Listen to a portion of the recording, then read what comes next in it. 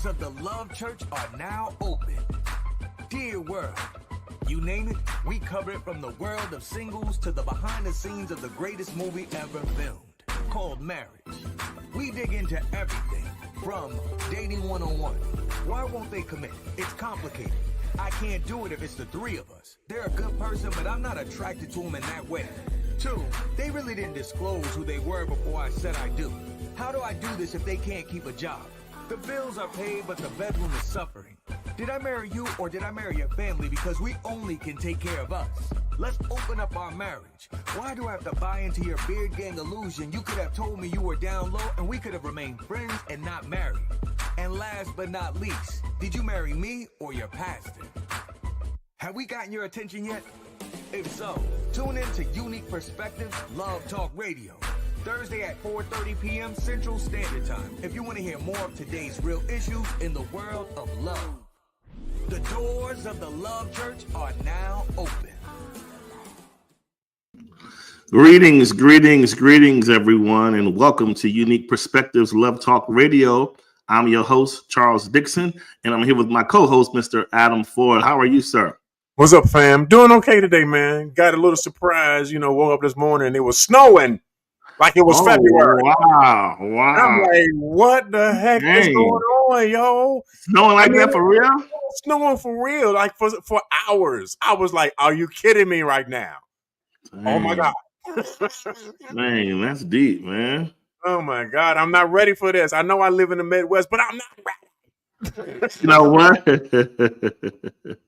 Wow. So listen, how has life been this week? Besides the snow in the past week, and everything's cool. Life has been good. Life has been good. Been chilling. Been taking care of taking care of the family, making sure everybody's good, and all that kind of good stuff. For the most part, it's been pretty good. How about you? How's everything going down south? Yeah, pretty good. I mean, listen, I don't want to make you jealous. I woke up to nice, crisp weather. Sun. Oh.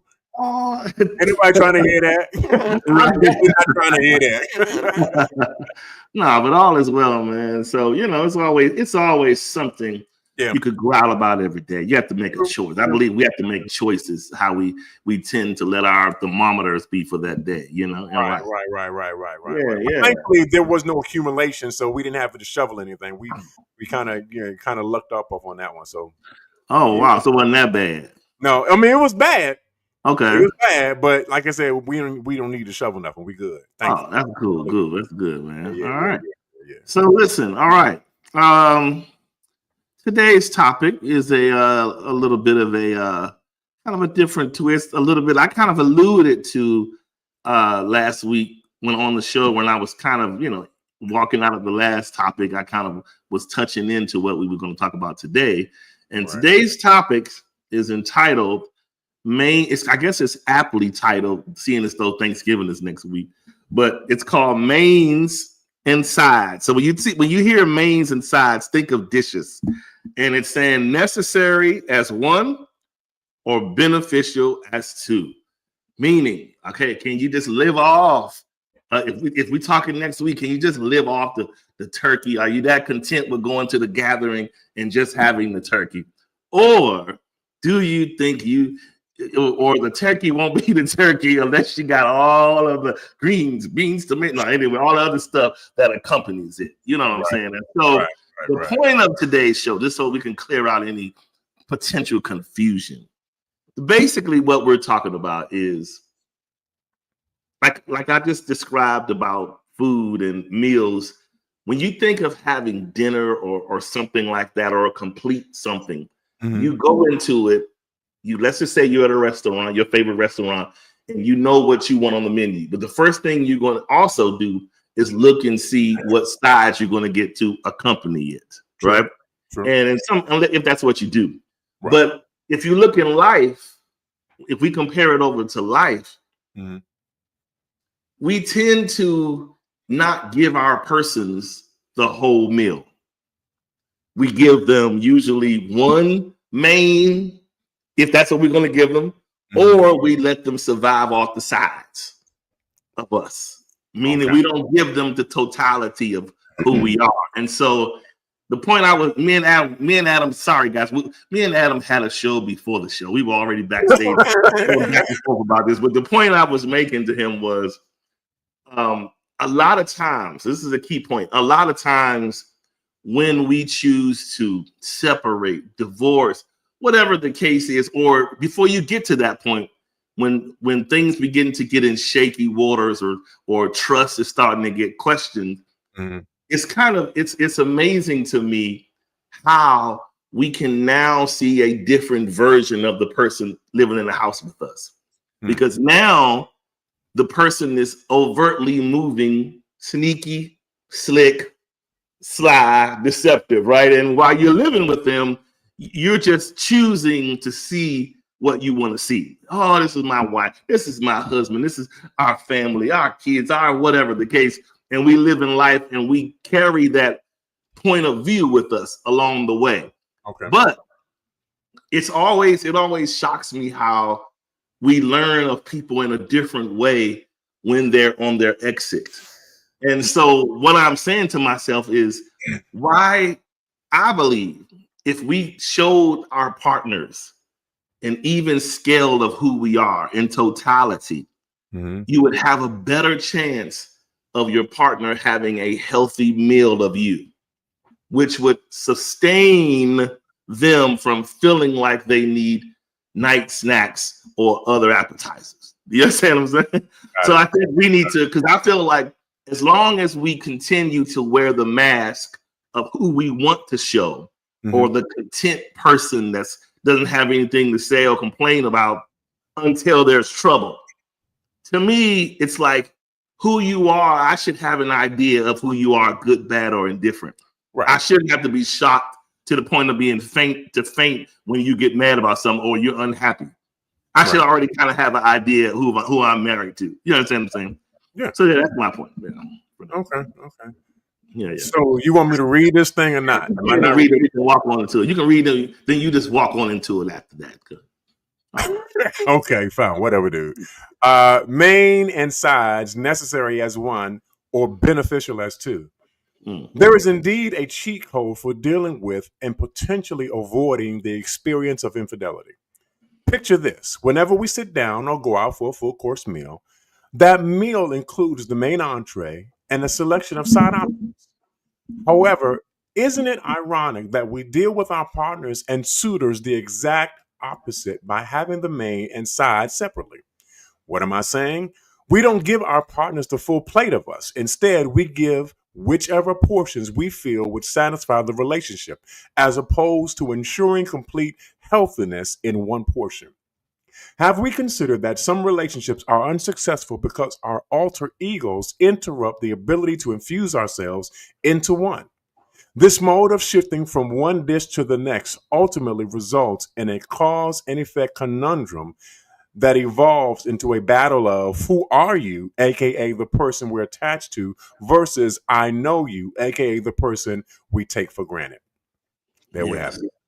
Yes. Isn't that so common? It's like, I don't know what it is in life about who are you? It's like we kind of feel like we need to live on the edge enough and be surprised enough to stay intrigued enough. Okay. But the minute we say, oh, it's you, I know you, I do know you. Okay, so tomorrow you're going to go over there and walk and take your walk. You're going to go down there and do this. And you're going to go with your friends on Saturday and you're going to do this. Then we say to ourselves, you have now fell into this predictable pattern.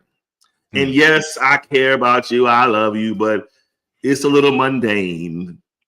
So we find ourselves in these conundrums, if you will. And so my only take on this show today is thinking, listen, there has to be, I'm not saying people aren't people. And as long as life will life, people will do people things. And we're not going to always be in great relationships or marriages.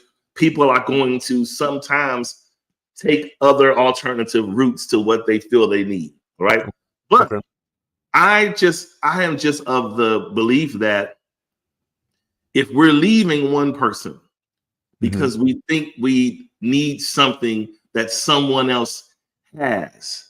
Hmm. To me, I would think if I'm the person at home, if I'm the spouse or the fiance or the boyfriend or whomever, girlfriend at home, Hmm. I believe I owe it to myself to make sure this person sees all sides of who I am and potentially can be. Okay. Good, bad, or indifferent. That way, you give a person a chance to make a holistic decision on how they're going to handle you. Okay. Because they can either say to themselves, I'm not messing this up with Adam. He's I'm just using you as an example. I'm not going to even risk going out there and think I'm going to have something like this. So let me get my head together and pay attention to what I have before I go looking over the fence. Do you understand what I'm saying? Right. But if we live in a fashion where we constantly show our person the mask, that's the side that we want them to believe, want them to carry on. Basically, they're like our life publicist based off what we want to tell them, right? Mm-hmm. So if we do that, and you're there physically, but you're living pretentiously. So what it does is it now makes the person feel as though they know something, but that something just isn't real. Okay. So we find ourselves in scenarios like this where we're faced with bumping into a partner that we share the roof with and being like, but you could have just talked to me. I didn't know you would do that or try this. And you sitting up there hearing these details that you never fathomed about your person. You understand what I'm saying? Because you didn't know that side of them existed. Right. Yeah. Okay. So my take on what he's trying to explain is a little bit different, but it still fits in the framework of the conversation. And that is the fact that all of us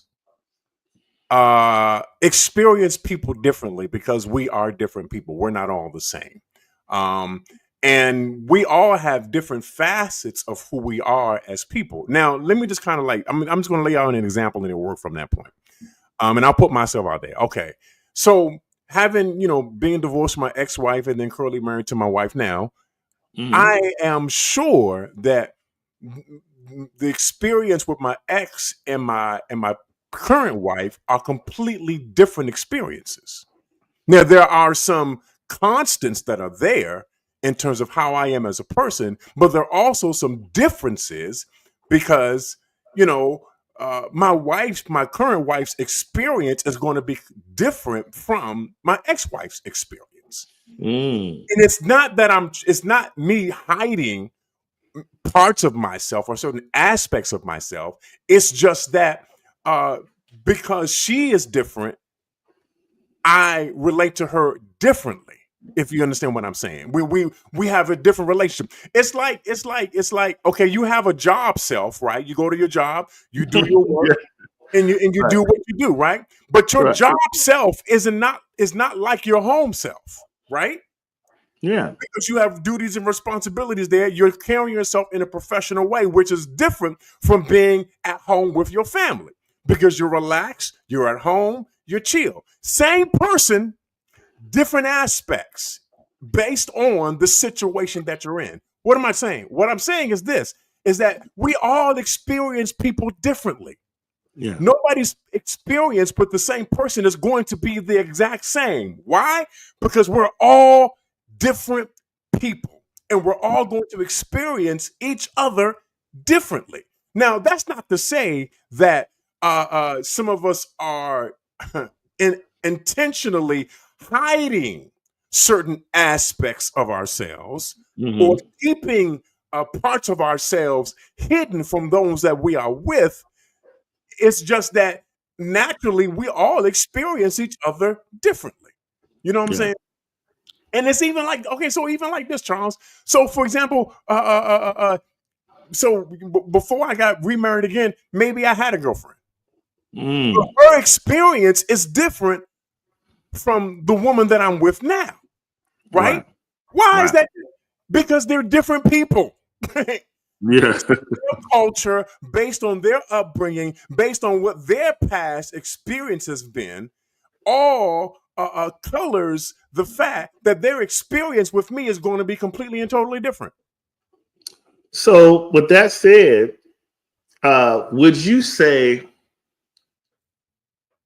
we give people what we want to give them based off our perception of them, or do we give people the core of who we are, period, regardless of who we with? Do you understand what I'm saying? I know what you're saying. So, No. so me, and I can only talk about me. Yeah. When I'm dealing with people, I give them who I am. Hmm. Now, that's not to say that at some later point in time, if I'm a growing, maturing person, that experience won't be different later on down the line. But for all intents and purposes, I'm giving you me at that particular point in time. I'm not hiding anything. I'm not holding anything in reserve. I'm not trying to be deceptive in terms of who I am or how I deal. You know what I'm saying? You know what's funny though, Charles? So I don't know if you remember a number of years ago, there was this whole rash of husbands and wives that were kind of coming out, and they were the wives were like, I didn't know my husband was on the DL.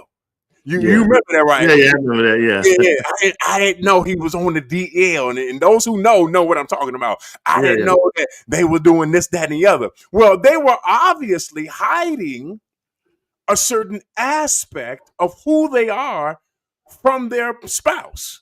Yeah. To the point that the spouse did not recognize this aspect of who they are. Mm.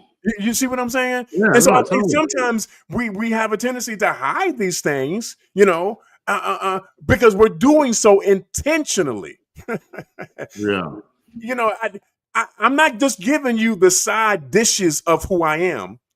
You get the entire meal. You get the protein, you get the meat, you get the starch, you get the vegetable, you get the dessert, whatever that meal entails is all that you get. Now, again, for some of us, we are intentionally taking away some of the stuff that we ought to be giving. Mm. Yeah. I don't know whether it's not. Maybe we don't feel safe giving this particular thing to them. That could be true. Yeah. Maybe we feel as though maybe it's because it's based on some past experience that we've had where we have experienced abuse. And as a result of that abuse, we hold back on some things. We kind of reserve some things. You know what I'm saying? So, but the reality is, hopefully, ideally, when you meet somebody and you're trying to be in a relationship with them, you're giving them the whole meal of who you are as a person. So later on down the line, they're not completely and utterly shocked at who you are in terms of what you do and how you function. That's good. Look at it. Here's another way to look at it. Okay. Think about, let's just say, because I'm thinking about something you said when we were talking about how, like you said, people are different and we do give people different versions of us. Yeah. However, the menus of our favorite restaurants remain the same. The menus are the menu. You can go to any. They talk about Cheesecake Factory all the time. We can go to any Cheesecake Factory across the country, the world, and the menu is going to basically look the same, except maybe a few owners that do something a little different. But for the most part, you're going to see that same menu. So that's the point I'm making is when we are who we are, when we walk into Cheesecake Factory, it is opening up itself to everything we have to offer.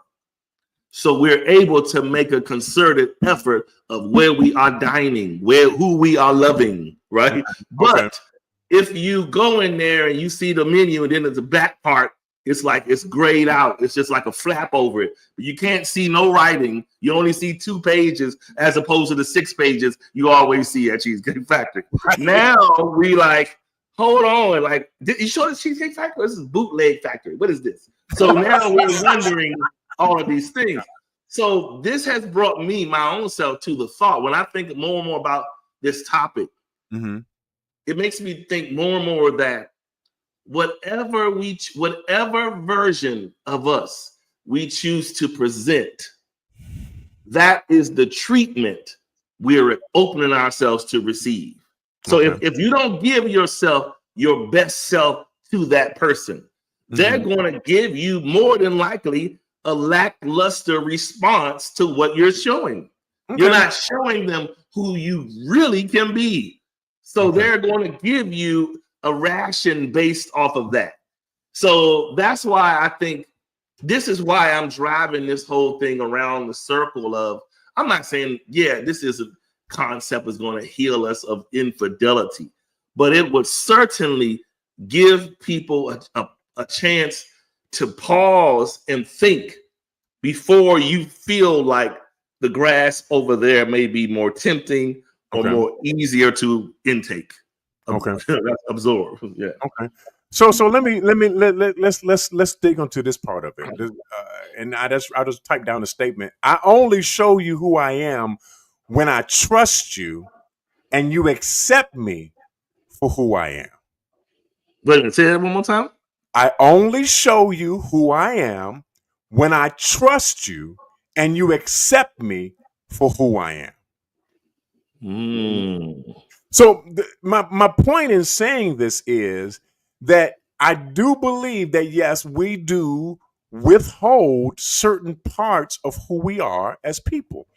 Because when I first am introduced to you, I first come to know you, I don't know you. Which means I'm going to be I'm going to be cautious with how I reveal and show myself to you. But the more I come to know you, the more you will come to know and understand me. As a result of that, as a result of you gaining more knowledge of who I am, then I learn how to trust you with the more hidden parts of who I am as a person. Because again, I'm not going to sit here and just vomit all over you who I am in one particular setting. No. And if anybody's ever done that to you, you need to run. You need to run now as fast as you can. You know what I'm saying? But as I've said in previous shows, through the passage of time, as we both walk along this path in our relationship, I learned to trust you. I learned to trust you with parts of who I am until these parts come together to create a whole of who I am, and you understand me as I am. I think it would be a mistake for us to sit here and just, again, divulge the entirety of who we are in one particular point in time. I think that you will end up blowing up your relationship before it even has a chance to start. Literally. Yeah, no, for sure.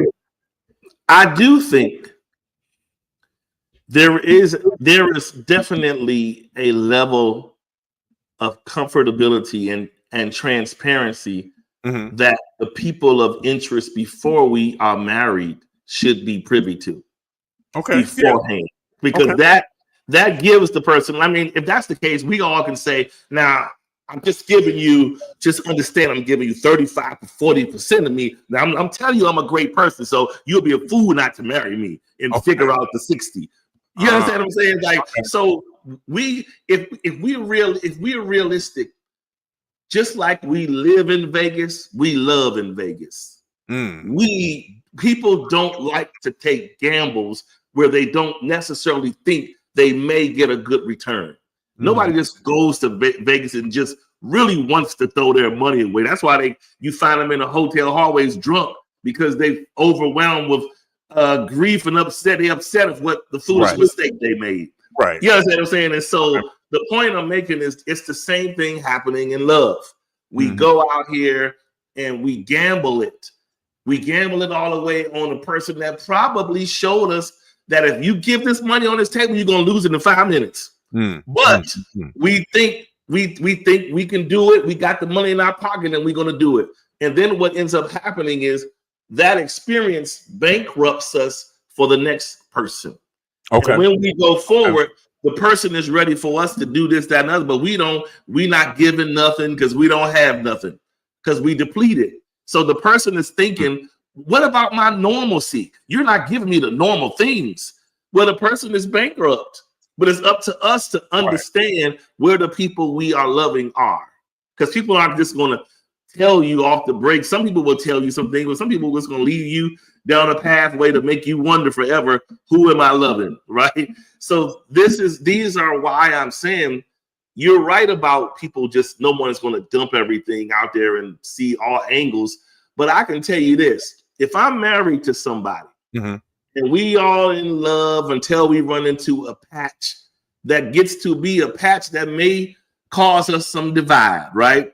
Okay. I shouldn't know at that point that my person likes to wear red stilettos that I've never seen in life. Right. You understand what I'm saying? I didn't know she wear them. I didn't know she dressed like that. Or I didn't know she wear underwear like that. I didn't know she didn't put on perfume like that. I didn't know she liked that kind of steak. I didn't know she wanted to go to this. I didn't know that the guy, look, either the new guy or the new lady will tell you, you didn't know their favorite place was Bora Bora. We went last weekend. I'm just breaking. The point is, these things come from loving someone with a mask. When you yourself have a mask on, and let me just say this: perfect example. Well, not perfect, not you. I'm using you as an example, not the perfect example. Be careful. Be careful because you know she's watching. So this is what I'm saying. You know how when they have those TV One things about where is Adam now? You understand them kind of shows. Right. They'll go back in your history because the purpose of going in your history, they're looking to say whoever they talked to back then should be able to recall the things on Adam's menu today. Right. And if Adam's menu has changed, why? Like what happened that I don't recognize what he cooks, even if he's not with me? I know, even though I didn't eat the best at his restaurant, I do know that I don't recognize that menu though. I do recognize this one. So I know that he could potentially do this. He don't want you to wake him up at 3 a.m, whatever. Things that are basic. That's all I'm saying. So yeah. Okay. Yeah, I get that part. Yeah. Because we do, depending on who the person is, we will do some things or we'll come off differently than we do with people that we, interact with on a regular basis. You know what's interesting though about the whole Vegas thing? And this is a thing that we have when it comes to the whole Vegas thing, which kind of leads to another thing. And that is whatever happens in Vegas stays in Vegas. So if I do a certain thing or show myself to be a different way that I'm ordinarily am with everybody else, that means I'm only going to show you that part of me only shows up in Vegas. If I'm not in Vegas, you never get to see this aspect of who I am. You never get to understand or even experience this part of my personality because I'm in a place where I feel like I can show this part of me. I'm comfortable now where I can be who I would not ordinarily be if I was not where I am now, right? Yeah, that's what we're kind of dealing with. We're kind of dealing with the fact that, like I said, some of us intentionally keep certain aspects of who we are hidden away until we end up in a situation that we go, oh, wait a minute. Let me get it going.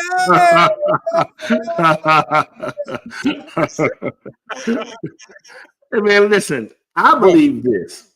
I believe that this is just my opinion, disclaimer. I believe that if we are married to people, committed to people, engaged to people that have shown us one version here in the area, wherever that area is, right? And if they transform to another person in Vegas, it's not that they have transformed, they have withheld. Okay. That's what it is. Nobody transform, nobody goes to Vegas can be Vegas, but Vegas only pulls out what's already there. Yeah. So I think this is why I say that's a perfect example of saying, we use those analogies like what stays in Vegas goes and stay, whatever. But I'm like, no, because what's in Vegas, I should have an idea of. Right. If that's what you'll do in Vegas, I should already kind of have an idea that my person might do this. I shouldn't be so caught off guard and appalled by the report that come back from Vegas or doesn't come back, because I'm shocked that I had no idea I had a kid with someone that'll do this. Just make an example, so you got to understand, people. I get there is a fine line between when it comes to like the intimate part of marriage, and we're not talking about sex, the intimacy of together. Mm-hmm. There's a fine line between us having individuality of our own, we have our own space in life, who we are. Okay. And then the other side of that is not just your own space. It's just you're choosing to be deceptive with who you are. Okay. That's the bottom line. And a lot of times we don't face that, but a lot of us are with people who you have no clue what they will do. They're just professional at subduing it. And so to me, that's why I said the other week, I want to see it. Bring it out. Don't surprise me later. Let me don't pretend, because we know how to pretend in life to get what we want. Because we know we're not going to, we're scared to come out guns blazing, still asking what we want, right? So we're going to go ahead and finesse and pretend and manipulate and smile to do what we need to do to get what we need to get. And then that's the times when you end up, you're in the hallways of this house that you're sharing with this person, and one day you observe them and they don't see you, and look, you doing something, maybe you doing something, you in your office, and then all of this time you look at you like they over there like they're like, so look, why don't you how about you fake cheat with me in the house? Not fake cheat. Let's pretend. I'm gonna be like, oh, so that dude ain't making you. I mean, what so he forgot your birth. Oh, look, wow. We be down in the basement for a minute. I got you. But the point I'm just saying is, seriously, man, we got this thing twisted, and it's like we want to. It's like nowadays, at least back in the day, people were a little more apt to kind of go. Like the song said, fools rush in. Back in the day, the fools in us rushed in. Okay. That's why we have most of us, when we can talk about solid relationships, even though they didn't work, or solid marriages, even though they didn't work, they're always in the history. Because we have transcended from that kind of staying power to now it's transitional. It's transactional. It's whether or not you're going to do this or not, or I'm not going to give too much of this. I've been too hurt. Sorry, you're not getting this. I'll marry you, but you'll never know who I am. Wow. All of that. So that's where we are. And so this is why we have so many relationships and marriages that are feeble and weak, and people can walk right on in there and sample your person and backtrack right on out. Wow. Simply because we don't have the kind of staying power and solid bonds that we used to have. You know what I'm saying? No, I believe that. But and of course, I've always believed that, when you get into a relationship, especially if you're going to be married to somebody, that you have a due diligence to divulge and disclose as much of yourself as you possibly can in terms of making sure that this person knows you. Now, granted, again, like I've said before, the work Adam is different from the home Adam, which is different from the church Adam. Yeah, we're all the same person, but you're functioning differently because it's a different situation. Yeah. And then again, here's the thing. I think this is where you're going at.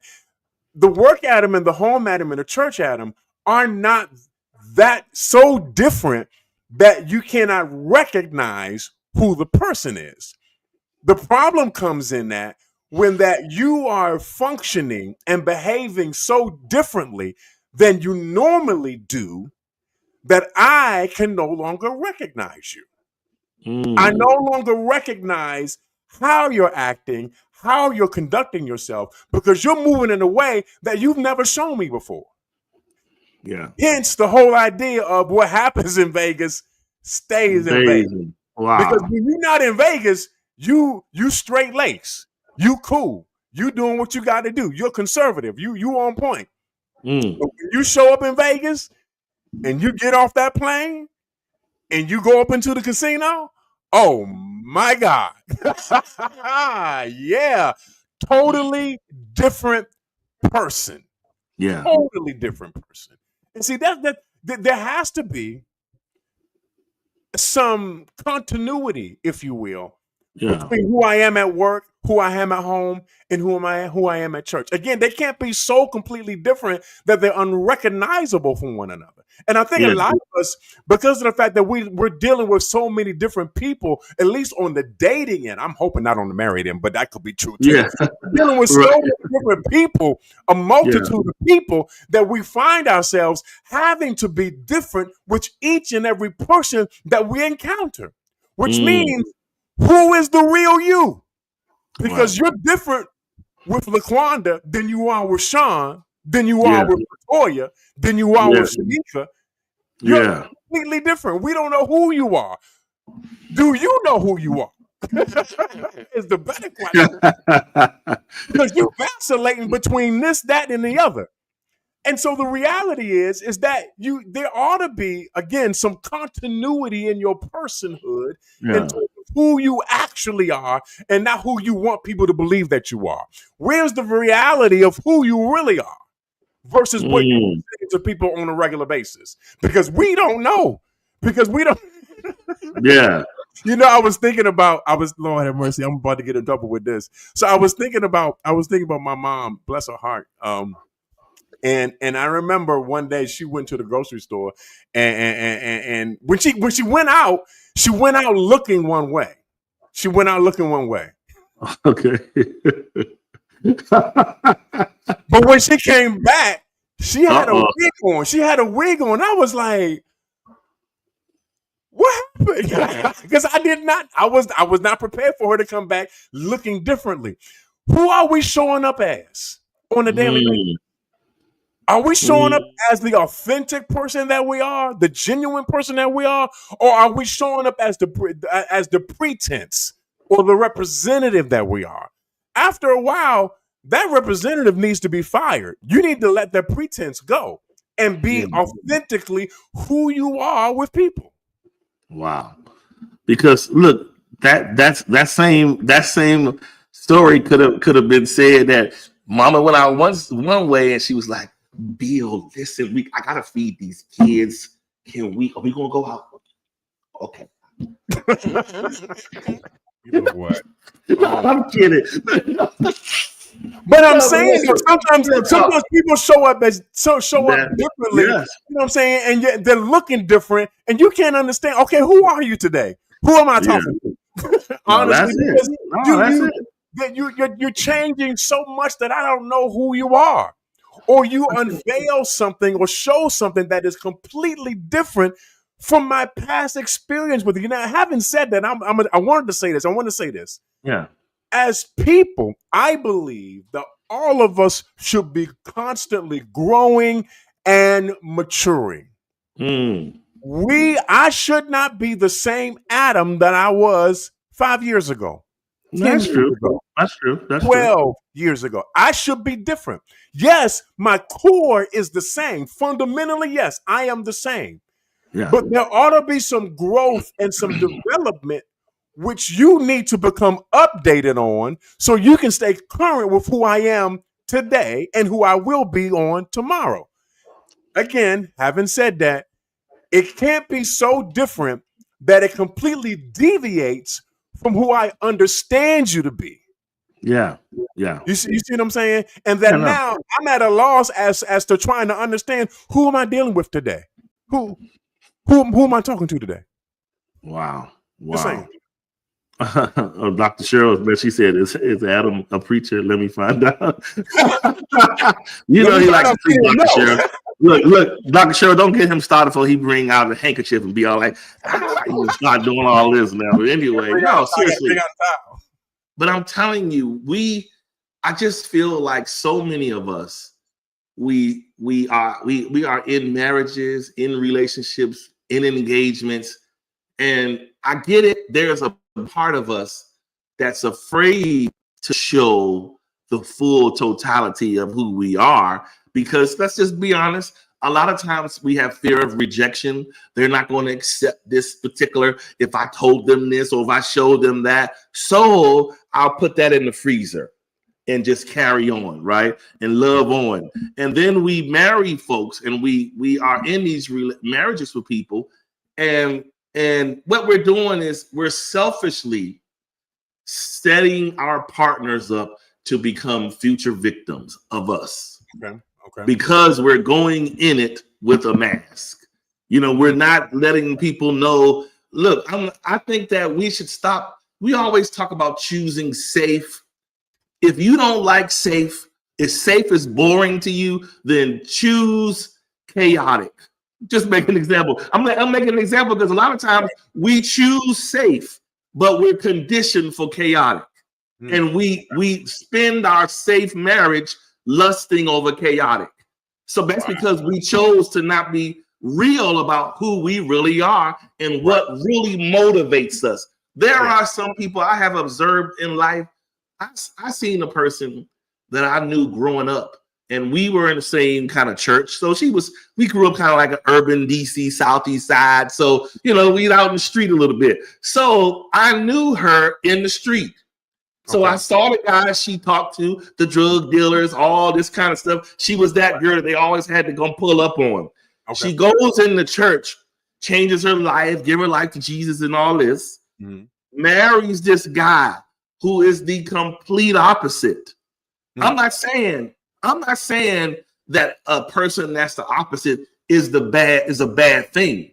Right. But it is a bad thing if you're not choosing to compliment that person. If you want to remain street attracted, historically street, and not going to meet your partner where they are, then what's the point? So you already know how this story goes. They at church, and I would just see them every time they would come in. Here she kind of was being herself, and here he was kind of. I made up the name once on Pete Coffee show. I called it Local Steve. He had the Local Steve syndrome. Not local. He had the Local Steve syndrome. He came in. He's always been like, "Oh, Brother Dixon, all right." And so I'd be like, "Hey," and I used to say to myself, and maybe I'm guilty of this, but I would say, "Can you really?" In my mind, I know it takes the Lord to help you in all these things, but can you handle a woman like her? She's totally different from you. Totally. I'm not saying I know him at home and all that. I don't. But I knew him before he got married. I knew her before he got married. So I had experience dealing with him and her. So I had a balance. So just like clockwork, she with him. And then all of a sudden, and this is what turns people, if you're not strong-minded spiritually, this is what can make us trip. All right, brother. All right, Pastor Henderson. So listen, this particular person, we had just had a revival at our ministry. She was slain out on the altar. I went to, do you remember Eastover? Yeah, I remember Eastover. Eastover in Southeast. I'm at Eastover. I'm going down to Eastover to go get my shoes from Foot Locker. So I'm going down there to get Foot Locker. And the revival ended on Friday night. I'm at the Foot Locker at Eastover Mall on Saturday. I'm going to go get my thing. Me and my friends from the neighborhood, we going in there to get the shoes. The reason I looked to the left was because I heard the bass from this guy, Smooth. He had this 500 SEC coupe Mercedes. I remember it was a beast Mercedes with the chrome rim, all of that. So he was like, "Man, that car is tight." Yeah. And then when I looked, I couldn't really see. I saw a guy, kind of a big guy, on the passenger side of the car, as if he was letting someone out. But that wasn't happening. when I look closer, because we were walking up to see the car, but when I look closer, dude, all on the lady from the church, hands like this on the buns, kissing her in the neck out in the public at the mall. Now, mind you, dude had the smooth car, dude had the swag. He was who she historically ran with. Now, I'm not saying we don't have troubles and struggles that help us we fall short. I get it. But if you are choosing someone that you know you don't have the strength and the stamina to continue with, why wreck the person's life? Because eventually she left the guy. She looked like when she saw me, she saw a ghost because I stayed there around the sidewalk. Right. So eventually she left the guy, and the guy devastated. He left the church. She left the church. So it's a lose-lose situation because we refuse to be transparent, to show people that we are marrying all sides of us potentially. Not even if we give them everything. Show them that, look, he knows. But Bruce knows. Bruce. You're absolutely right. Hey, Bruce, if you want me to be honest, it was Tony Lewis. But anyway, so yeah. Bruce knows who Tony Lewis is. But yeah, I'm telling you, I'm telling you, so that's the deepness of it. It's like if you know that, stop being with people by default. Stop choosing someone because you were hurt by the type that you love. If you're not delivered from the type that you love, you'll marry the type that you will accept, and in the future desire the type that you still love because you haven't got delivered from it. You understand what I'm saying?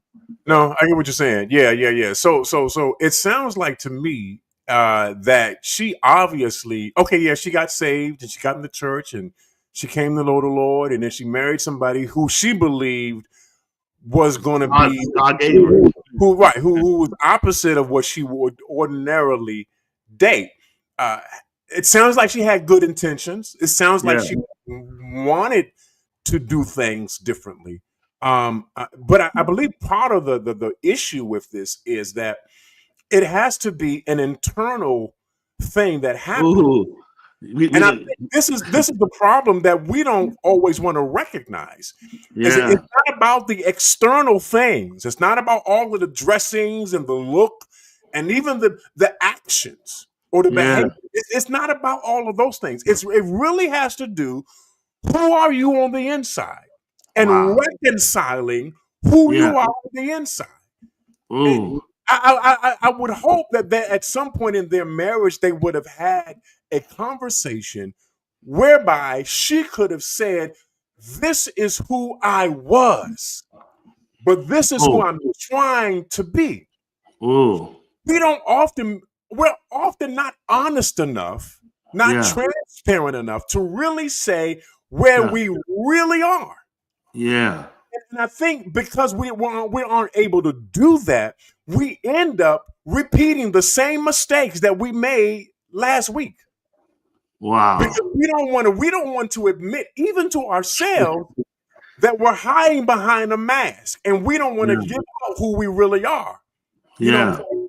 And so I feel like she, again, she had all the dressings, she had all of the look, and she was doing the things, but there was no real change or transformation, or rather, there was no real unveiling or demasking on the inside. And that's a problem. That's an issue. Because if I'm going to be in a relationship with you, I got to be able to take the mask off so you can actually see who I really am. So you can see the scar on my lip, so you can see the messed up eyebrows, so you can see the nappy hair. You know what I'm saying? I need to see you for who you really are, not who you want me to believe you to be. And I think we all operate under the pretense that, I just want them to believe that I'm like this. That's not reality. And to kind of segue into a whole nother different thing, that's part of the problem with social media, is that we give them a snippet of who we want people to believe that we are. Yeah. But that's not reality. That's not how that's not how we're really living. You know what I'm saying? It's an internal work. It all starts on the inside. If I'm not right on the inside, I'm definitely not going to be right on the outside. And I definitely ain't going to treat you right because I'm not right. Wow. Hey, listen, I don't want to miss this question. Pastor Jason asks, this is a good segue. Okay. Why do you need to be delivered from that type you love? Now, that's a heavy perspective. I'm gonna tell you why. Because as we know, Adam, and all of people that can kind of attest to this, when we grow up in ministry and in church, the thing we hear most is come out from among them. True. And be separate. Yeah. And that puts us in the mindset that if these people that have this lifestyle in this way that it's not conducive to God's will for your life, turn away from that type and ask God to clean your mind and desire this type of person. Now, here is a challenging thought. If you think about people, I don't care, before they come to Christ, if they have the resources, people, let's just say, forget about who they love. Let's talk about shopping.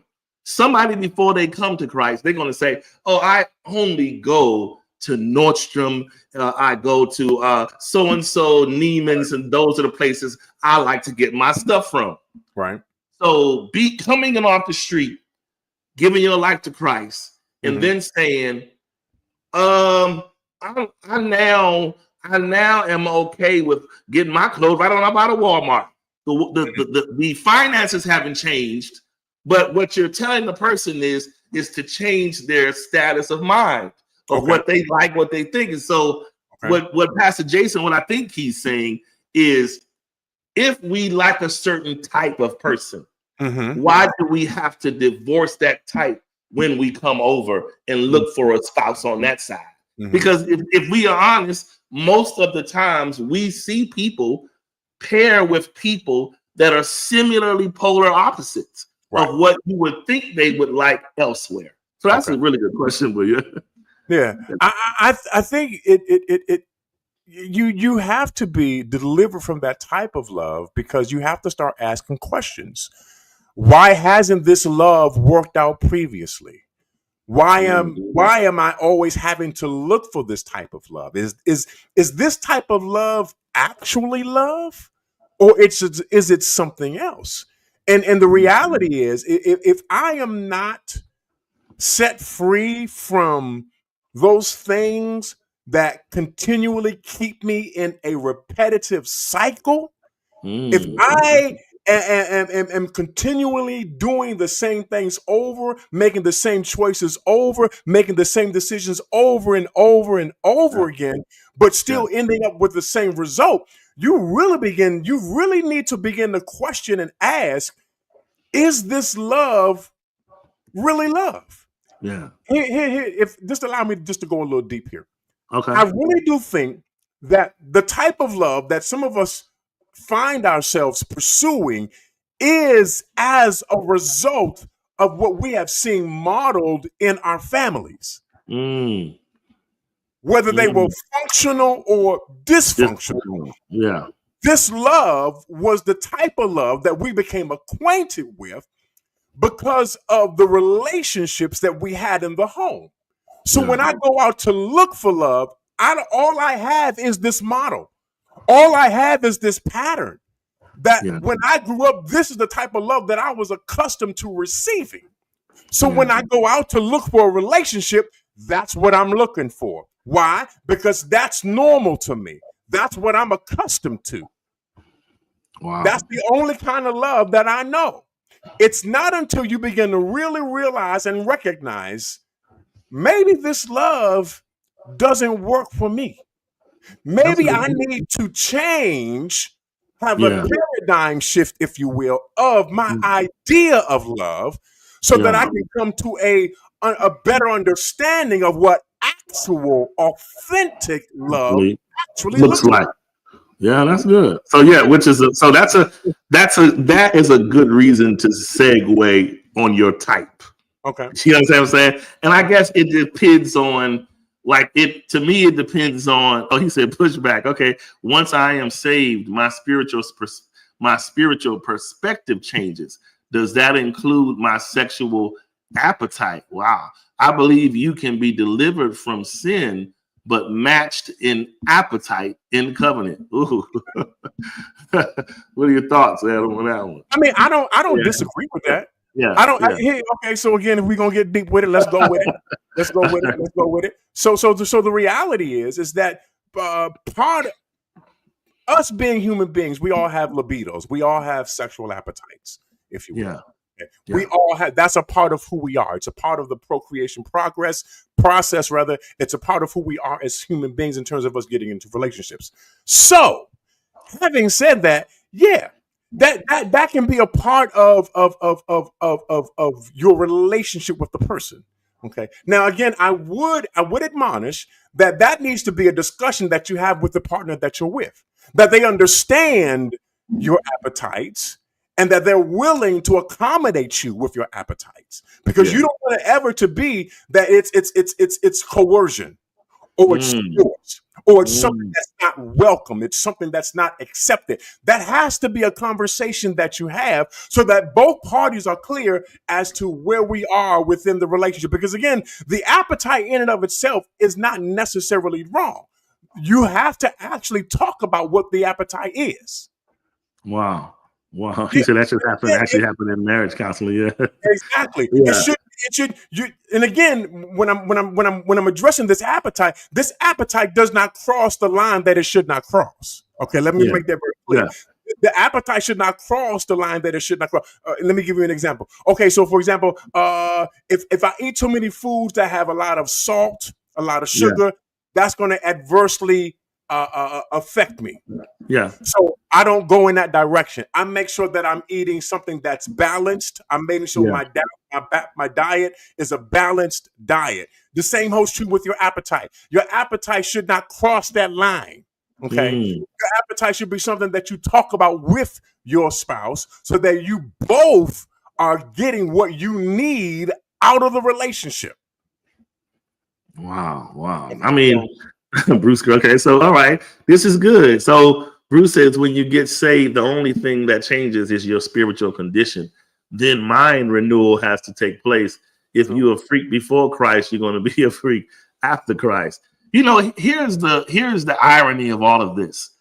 If we compare the church house to the hospital, everybody who is in need or is in some sort of peril state or has an ailment show up by they're going to go to the emergency room or they're going to have a referral to see a specific doctor, right, at this hospital. The point I'm making, when people come, like, I think we have these mindsets, because actually the point Jason is making is very solid. It's because if we think about it from, let's just say men come in with a mindset or a certain sexual libido or a vibe, when you come over into Christ and you become this new creature, yes, live out your authentic walk, but also look at it like there are women that show up to the church and they too have came with these libidos, right?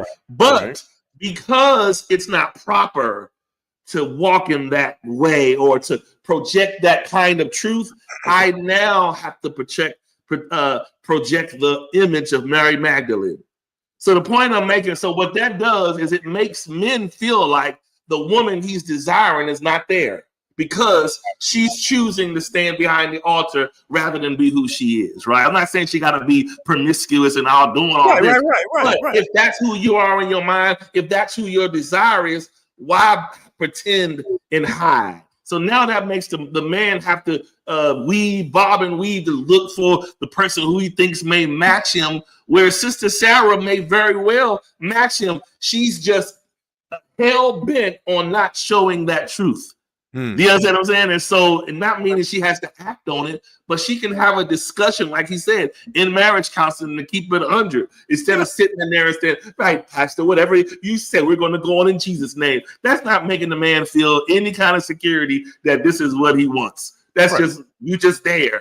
But I get it. We'd have to be more. So this all comes to a circle of how we have to be transparent as to who we are holistically. And stop living in these masks, because these masks are just causing train wrecks, crashes. People's lives is changing, divorces. I'm just of the belief people just don't sign up to get married to get divorced. Oh, the yeah. goal is when you decide to get married, you're thinking in that moment, I made the decision with the particular partner to carry life with. Now things happen, things come out, personalities, stresses, different things happen to present you with different type of tumultuous situations that maybe you didn't see early on in your marriage. So when they come, some people, we don't survive the wave, right? But that's a learning lesson. But I'd be willing to bet you, in some of those breakdowns are imposters. Okay. We have not showed entirely our hand. So when you show the hand, it's too late. When the person caught the hand or you decide to divulge the hand, they're done because you weren't who you're supposed to be. You said you were going to be. That's what I'm saying. Right. Because you're operating under the guise of being something that you probably aren't. For sure. And you're kind of masking it behind whatever mask that you're wearing, because you don't feel comfortable with sharing who you actually are, or like I said earlier, you just intentionally being deceptive. Yeah, it's scary. It's so scary today to just take somebody's word on. Like nowadays, you got men who will meet a woman real fast. Oh, you're my wife, right? Yeah, we're going to go ahead. And this is in and outside the church, whether it's game, whether it's whatever the case. You got women who will meet a man, start talking to him, and be like, well, I'm not interested now. I'm looking for something like this. Well, how much of this are you willing to show? Because just you saying you looking for this does not sell anything. People want to be able to know the product they are buying. And we're not talking about using it, because you don't get to, when you go in our favorite Neiman's and them stores, we don't get to wear the thing outside. We just, at best, we may go in the dressing room and try it on, but we don't get the confidence of knowing when I go outside, this is going to hold up under the weather, other different things that happen. It's going to hold under the elements. So this is why I think we need to stop playing these games and be realistic. Would you gamble on you with the minimal of information or whatever you have divulged, whatever you've shown? Would you gamble on you if you were looking at yourself on the other side? We got to be realistic, and a lot of us are desiring next level out of a place of need, and not out of the desire for a compliment. We are in situations in our life. Look, life is hard, right? It's expensive to live. It's difficult for this, that, and other. So people are like, look, I need a partner. Well, what happens when the budget balances? Do we get bored and leave, or do we still stay there? Because remember, we got married because we needed to be together. Right. Do you understand what I'm saying? So yeah, I get what you're saying. So it's interesting because I find that oh man, I'm probably gonna get in trouble with this one. I find that we have a tendency, and I think I might have said this before, we will withhold the stuff that really doesn't matter, but we'll give away the stuff without question, the stuff that actually does matter. Okay, I want to say it plainly. I'm not going to say it. I'm not going to sit here and put it in a riddle. Okay. We will readily have sex with somebody who we might have known for 3 weeks versus actually having a conversation with them where we are intimate with them in terms of how we actually are. Yeah. And I find that to be very dysfunctional. Because of the fact of the matter is, how are you giving yourself away in this manner? You know what I'm saying? But you're withholding the more important thing. You know what I'm saying? And it just, what do you deem as the more important thing from your perspective? I think the more important thing is who you are as a person. Yeah. Okay. Yeah. You can give your body away. Yeah. But you don't talk about your heart. Yeah. You don't talk about your thoughts. You'll give yourself away physically or what, but you don't, the real you, not necessarily you giving your body away like that. The real you is your heart, your thoughts, your soul, who you are as a person. That we don't get that disclosure. You hold on to that part of you, and okay. And we give away. We end up giving away that other side of us. We give away that other side of us so easily because we can hide behind the guise of, well, yeah, you're right, Mr. Adam. We do that, but we need it. I got needs. A sister or brother got needs. So that's the excuse we use to justify. To me, it is very crazy how we move today, where we are so quote unquote protective of our hearts and mind, but we're not protective of the gateway that leads to them. True. You know what I'm saying? There's a gateway. No.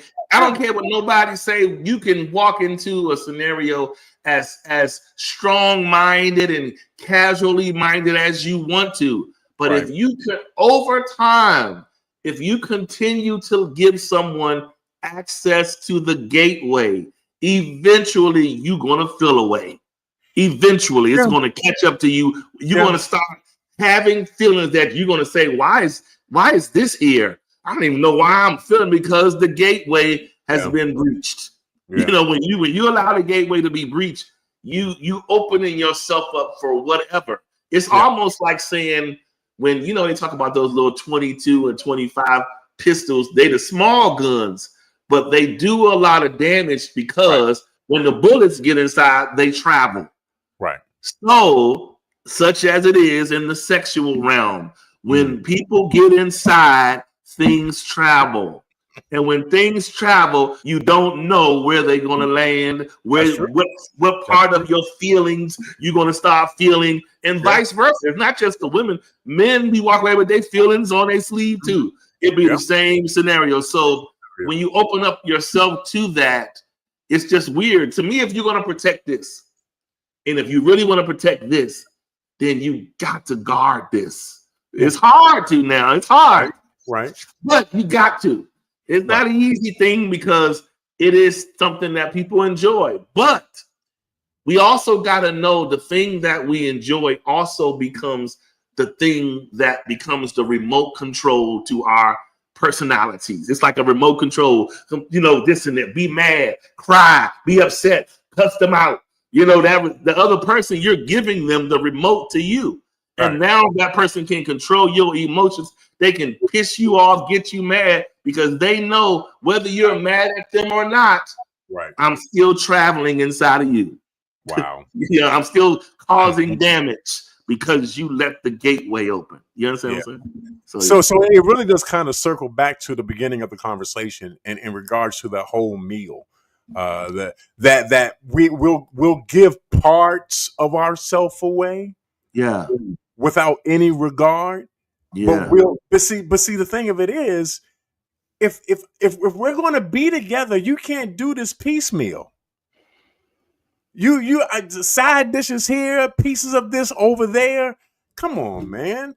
When are we both going to be vested in this, like we should be, in giving the whole meal? Because you might satiate your hunger a little bit with the little bit of side dishes that you get.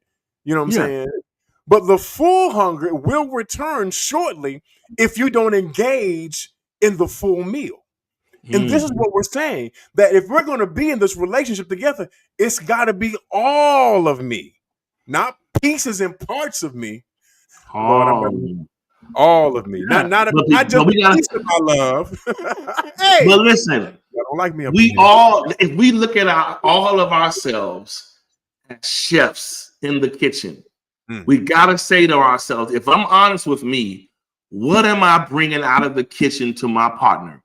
Am I just bringing them a main course only, or am I providing them with a holistic meal of myself? So that they can get the most healthiest outcome of the interaction with me. Because if you're feeding something partially, you ever know how people develop certain animals or certain crops and gardens? They don't come out there and put a tiny minuscule of a seed. They put enough to get enough of a crop that they want. Oh yeah. So that's why I was saying, if we keep giving sparingly, as the Bible says, we're going to reap sparingly.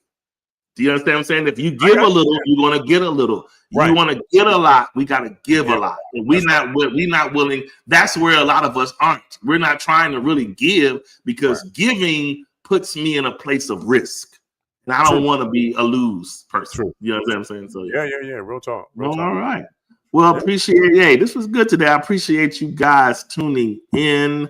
Unique Perspectives Love Talk Radio, where we talked about the mains and the sides. Basically, is one enough, or do we really need two? No, we don't need to. We need the whole thing in one serving. Let's stop parsing out ourselves and give all, because some of us got some amazing attributes.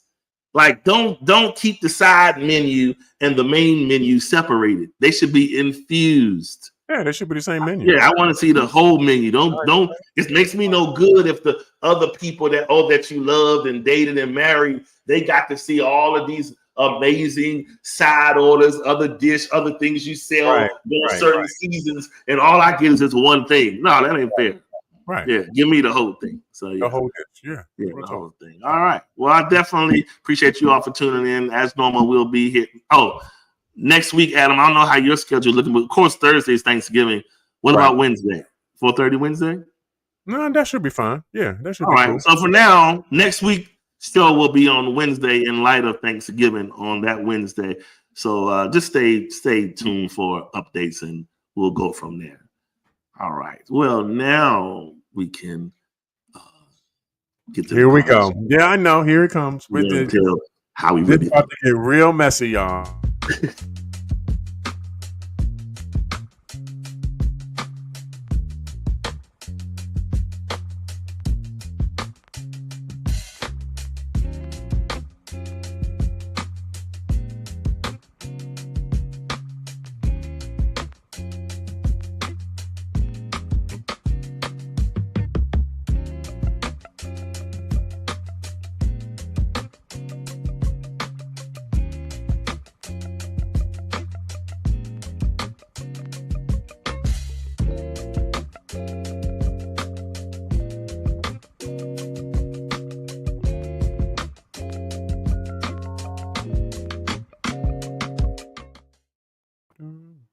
Hey.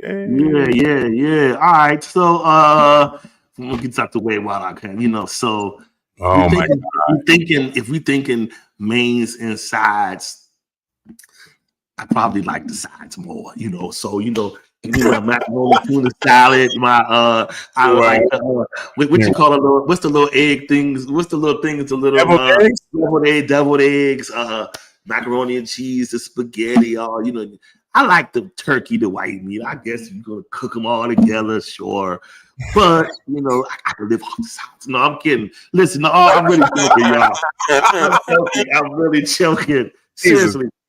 He's not joking. He's not joking. I'm being honest. I'm joking with y'all, but for real, I am so done with the parsing out of meals. I just need the healthy plate. All of the other stuff, it doesn't do you no good.